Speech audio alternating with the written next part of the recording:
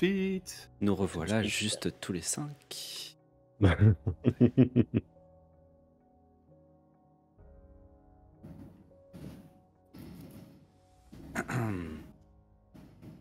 On est tous là, on est tous là. Et B, bravo à l'équipe. Ouais, bravo à tous. C'était vraiment super cool. Voilà, un gros GG, un gros bravo à tous. Alors, est-ce que je peux me permettre de poser une petite question qui me turlupine depuis un petit moment? Lorga et la régie, vous dormez quand? Je pense que les Français veulent savoir, monsieur Aurélien, vous dormez quand? Bah, pas beaucoup, non, bah, c'est... L'avantage, c'est qu'on était plusieurs, donc c'est vrai qu'on a pu se répartir l'activité, quoi. Ça, c'est sûr que seul, ça aurait été très compliqué. Mais non, puis surtout, c'est un projet qui a été préparé depuis... l'idée mature depuis l'an dernier déjà, mais on s'y est vraiment mis depuis janvier de cette année, donc ça... voilà, 3 mois pour préparer un truc comme ça va quand même. Voilà, c'est vrai que c'était...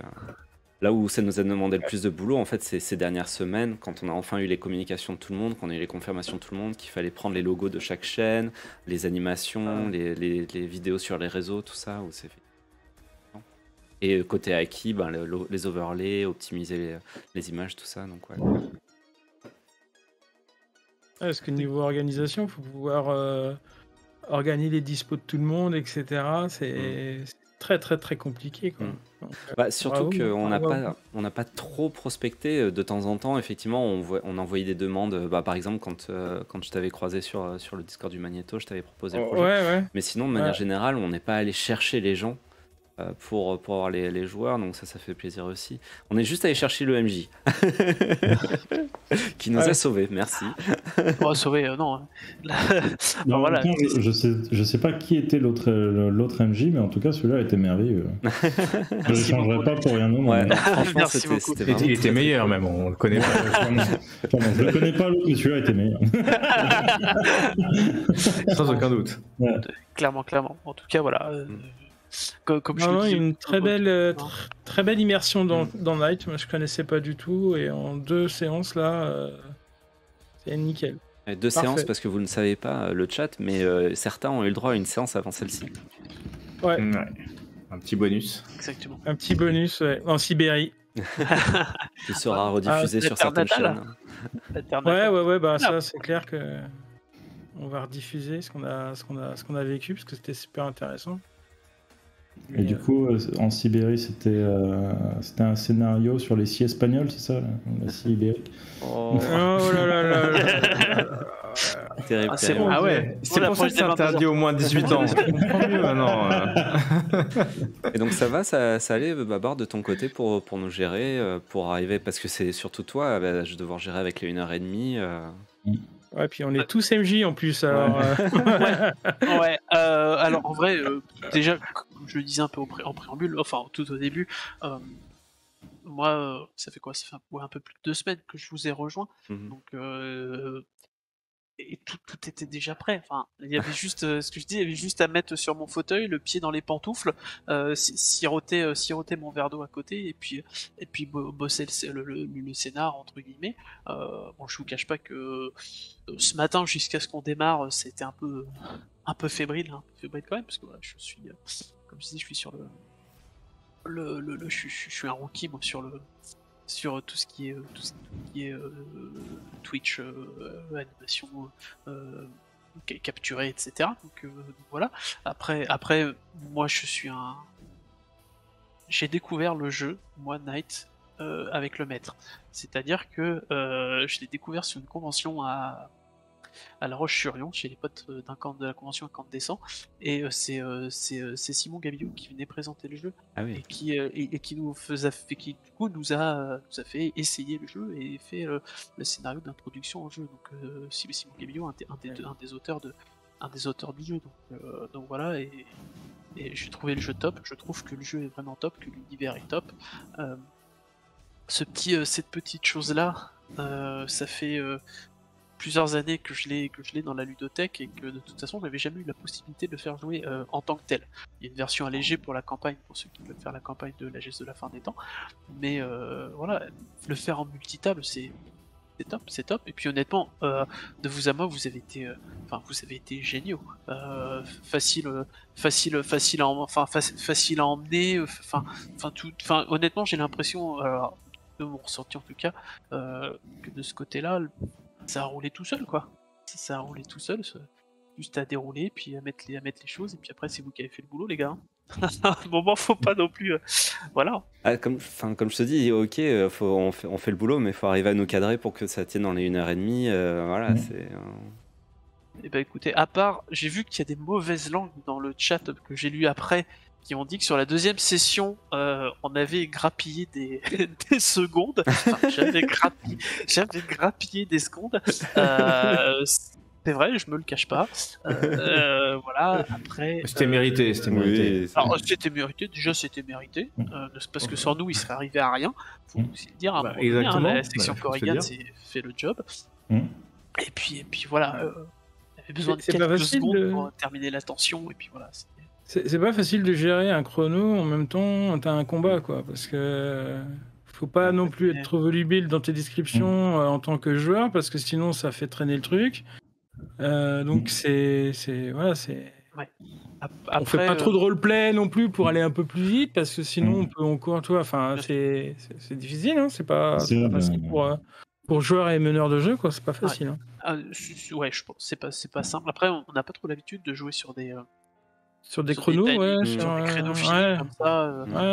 Après, j'imagine que vous, peut-être dans les séances que vous diffusez, mettons, il y a un créneau, je vais dire une bêtise, mais 23h minuit, et puis on peut pas trop déborder, mais on peut se donner rendez-vous la semaine prochaine. C'est ça. Là, faut le terminer, quoi. C'est clair. Faut le finir, effectivement. Après, je vous cache pas que la partie test que vous avez fait pour certains d'entre vous la semaine dernière, je crois, ou il y a 15 jours. Oui, c'est ça, ouais. C'est ça, il y en a eu deux, en fait, deux sessions, deux équipes. Vous, ça vous a permis de voir le système, un peu comment ça fonctionnait, l'univers, comment fonctionne la fiche sur Roll20, sur Roll20, parce que bon, il y a une petite prise en main. Mais d'un autre côté, je vous cache pas que nous, de notre côté, les collègues qui ont maîtrisé l'équipe, vous avez aussi servi un peu de crash test, de test, pour voir, dire voilà, ok, si on met une équipe d'ennemis qui ressemble à ça, avec tant de points de cohésion, tant de PV, ça se dégomme en temps de tour avec ce genre d'équipe. Donc après, ça permet aussi de nous cadrer. Après, Knight est un jeu aussi, est un système à maîtriser qui est hyper permissif. C'est-à-dire que au bout d'un moment, un combat, s'il dure trop longtemps, il y a toujours moyen de le raccourcir. Un élément extérieur ou une action héroïque qui vient. C'est passé pour notre initiation, tu vois. Bah oui.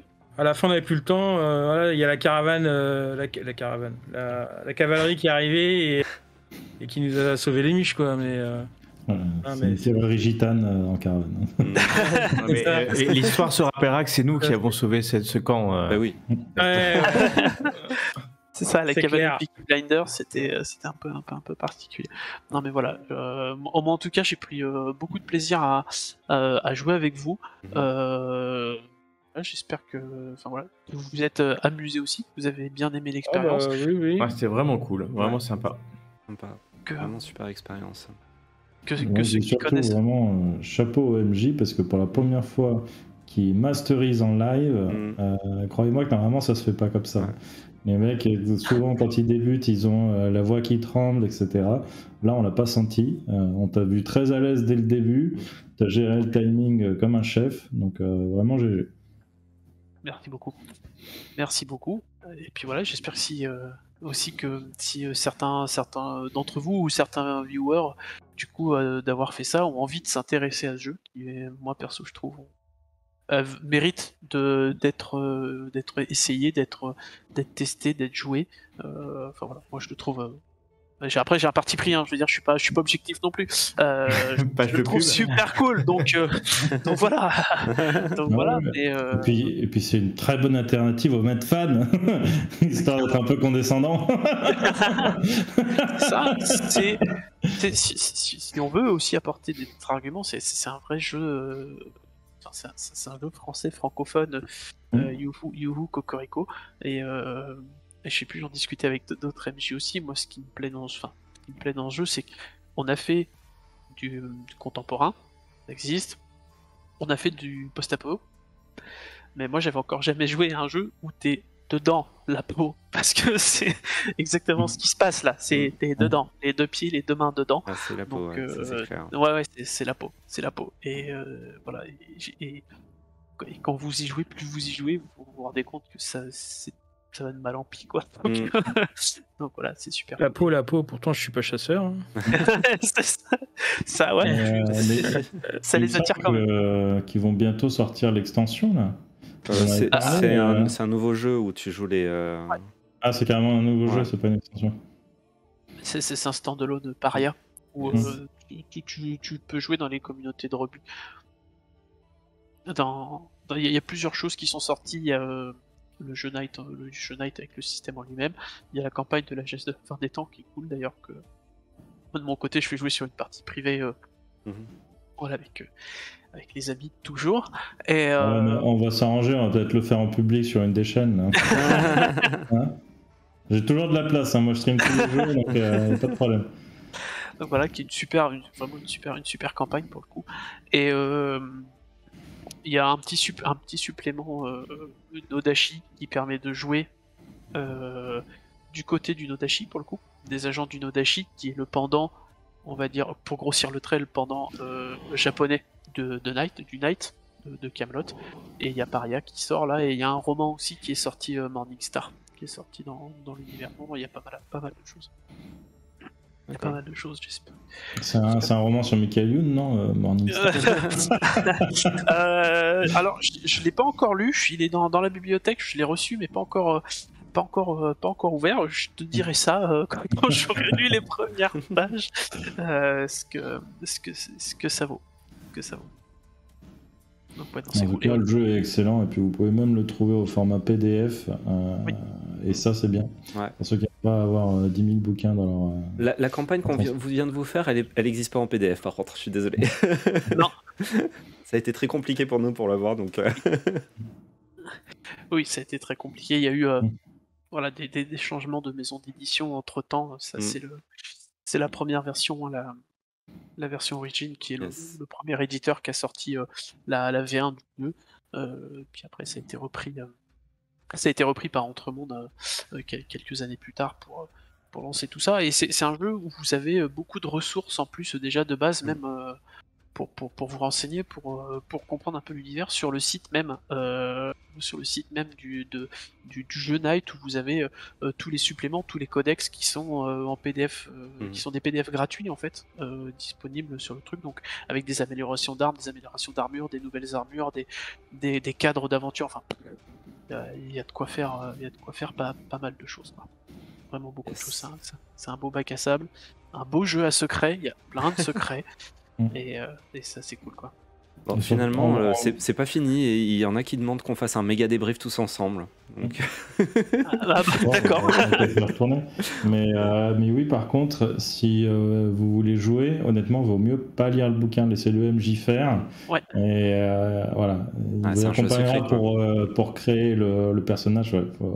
Moi je connaissais déjà quelques trucs, et du coup je me suis retenu de pas mal de choses. Ouais, c'est ça, le bouquin du système, enfin le bouquin de règles, entre guillemets, parce que des gros guillemets, il y en a grosso modo la moitié qui concerne le lore, enfin le lore Knight, donc Camelot, machin, etc., les sections, donc, et l'histoire un peu qui s'est passée entre 2022, enfin un peu avant, et puis 2037. Donc ça c'est tout à fait accessible, la création de personnages, les armures, l'équipement, etc., il n'y a pas de problème. Par contre, il y en a effectivement une grosse moitié. La deuxième moitié du bouquin, vous risquez de vous divulgacher pas mal de choses si vous lisez ça, parce que c'est là que sont tous les secrets, tous les gros secrets du jeu. C'est 10 secrets par page, hein, donc il y en a vraiment ouais. C'est très ça.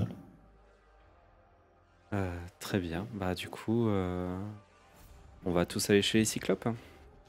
Ok. Allez, allons chez les Cyclopes. Yes, tout de suite chez les Cyclopes. J'espère que ça va en préparer le café. Ouais. Ouais, ça y est, ça arrive.